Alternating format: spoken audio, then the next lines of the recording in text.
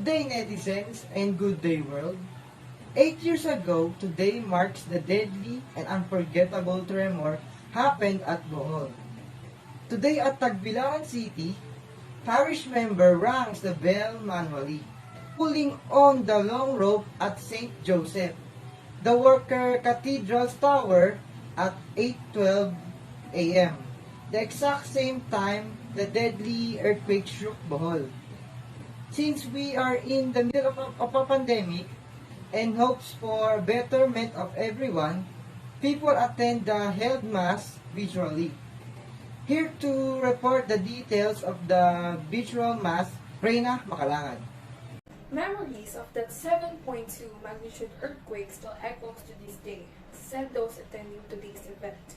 The epicenter was located in the island province of Bohol in central Visayas but was felt as far as southern Mindanao. Less than a month later, Typhoon Yolanda swept through central Visayas. Although it did not cause significant damage in the island of Bohol, it had a strong impact on the emergency response. The earthquake affected over 1.2 million people, killing 222. 976 were injured and 8 people were missing. Over 79,000 structures, including homes, roads, churches, and schools and public buildings were damaged, of which 14,500 were totally destroyed, resulting in over 340,000 displaced people. Lucides? Yes, hello Reina. The mass just ended few minutes ago and you can really see how important it is for the community. Back in 2013, the earthquake left at least 25 totality and 111 partially destroyed health facilities. This resulted in major disruptions in the delivery of health services and provision of essential medicines. PhilHealth said the estimated cost of damage to public infrastructures amounted to at least 2 billion pesos or 50 million US dollars. On November 30, 2013, more than a month after the earthquake, PhilHealth reported at least 3,900 aftershocks, of which 100 were felt. Today, Bohol has recovered and was able to move forward. Bohol continued to thrive and be better to avoid the casualties happened 8 years ago. Now, Apurada is here to interview. Apurada? Yes, I'm currently in a Zoom meeting with Mr. Russell Ramiro.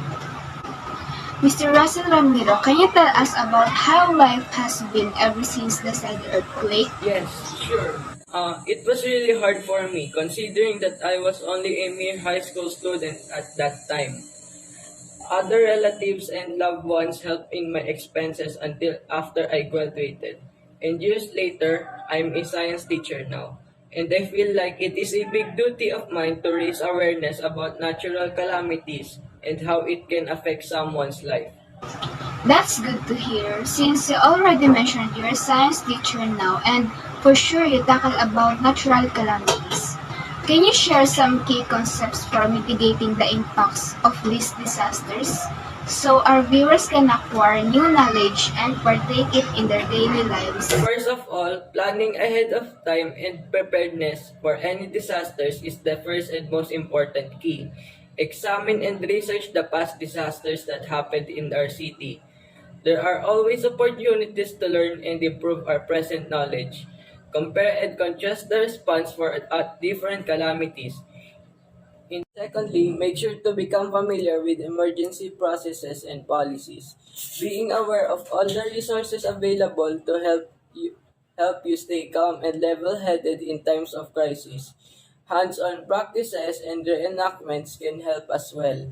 Lastly, secure your properties and assets, your insurance coverage, and prepare important documents and informations. Make sure that you'll be able to get by and survive any types of calamity. Wow, what a thorough and detailed information. Thank you for your time, Mr. Ramiro.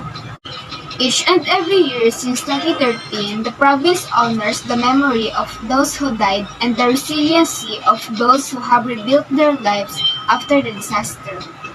The recorded mass will be available to watch later today at the city's official website. Back to you, Esguera. Thank you, Apurada. For more news ahead, after our break.